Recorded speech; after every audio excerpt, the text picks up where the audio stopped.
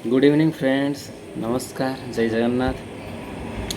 प्रथमे मु गोटे वीडियो अपलोड करी आपण जो कि पीएम किसान पैसा केमिति आपण पाइबे बा जो मैंने थरे दुई थर पाई तापर आ पाई ना से पुणी थे कंटिन्यू केमिति हम बा जो मैंने नुआ रेजिस्ट्रेशन करेंगे जो मैंने आदू करना से सब केमिति हम।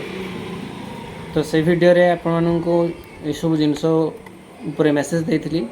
तो से वीडियो देखिए बहुत लोग मो पाक आसते मो सान को रजिस्ट्रेशन कर। तो आज मुझे जो डिस्कस करी आपण मानू तो गवर्नमेंट डिक्लेयर कर सारी जो पीएम किसान रो 14 नंबर किस्ती से केवे देवे केवे छाड़े 8.5 कोटी फार्मर पाइबे ये पैसा।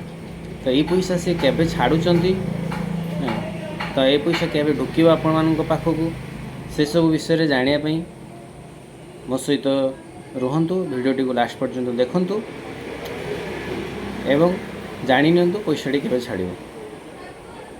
तो सर्वप्रथम मुझे कही रखुची जो मैंने पैसा पाउचंती कंटिन्यू जो मान रही से मैंने आसिकी जनसेवा केंद्र रे निकटस्थ आपण निकटस्थ जनसेवा केंद्र रे आधार कार्ड देकी से माने चेक करे नेबे कि तांकर स्टेटस अपडेट अच्छी कि नहीं।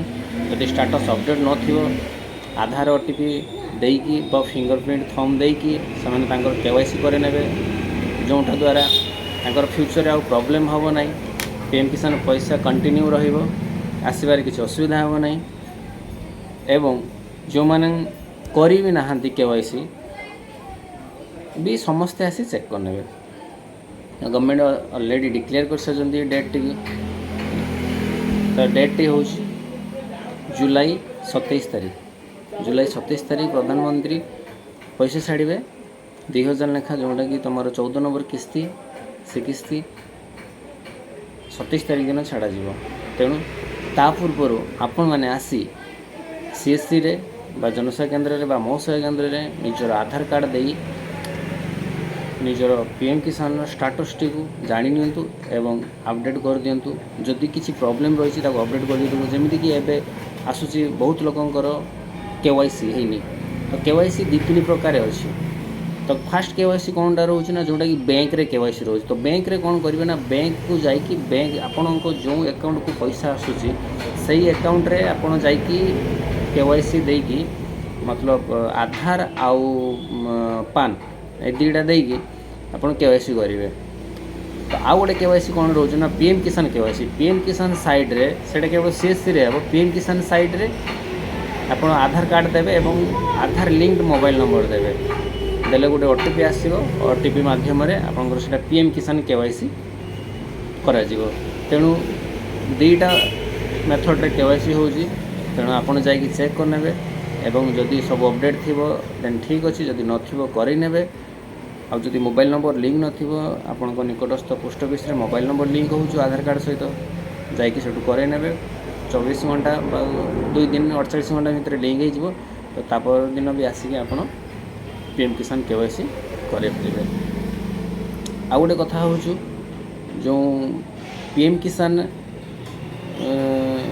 जो माने पाई नथिले पैसा आदु जो मानकर भागचाषी रे नाम रही जाइए कालिया योजना भी पाऊना पीएम किसान पाऊना से कि भी मेसेज अच्छी गुड न्यूज अच्छी। मुझे आर वीडियो रे कही से वीडियो देदेवी लिंक रे मु डिस्क्रिप्शन में लिंक देदेवी।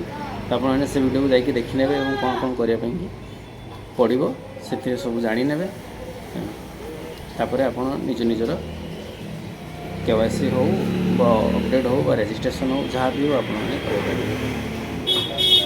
तो यही थी आज मेसेज आपण मैंने यही सब मेसेज गवर्नमेंट सरकार नुआ नुआ अपडेट एमती बहुत किसी रोचे अपडेट जोटा कि आपण मैंने जानापी कि मो चैनल टी सब्सक्राइब करनी एवं लाइक करूँ।